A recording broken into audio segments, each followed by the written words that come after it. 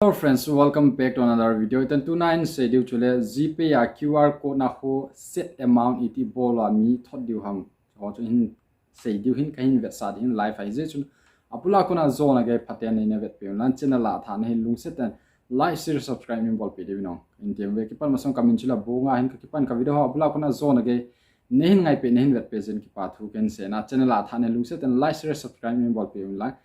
Facebook akona na vet lung set ne hin follow de no velin kain tem kinu ve direct panutin chai life a kain pi hin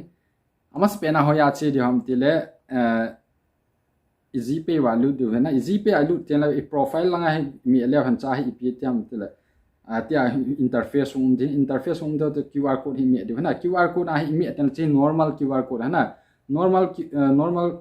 QR code na hi vela chun amount cha UPI ID bonga zote 16 1 OKICICI kitia na chahi amount et ngayo na ten la chun QR code hi mi na thot na le a scan nge ya le nangin jat hin thon se kho ngai poina direct a number to chun amount set chu hung do ding tel aman hin thot ning the na chu hin chu dinga chu iti bol ham tel chung langa che le 3 dot min 3 dot hin ve le set amount ti de na zo I sim now wa chu phachan na ve am la chahi example 700 mi khan in thot go che ka thot na 700 set ka bola vela chan cha hai Punjab National Bank number pen UPI ID bonga zote 16 slash tele 1 address OKICIC rupees 700 kita na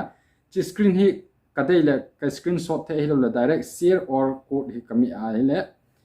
hoilanga ka share dham WhatsApp langa ka share no ma ka share the hoilanga koi ka thot dham chi pa thu ka thot na le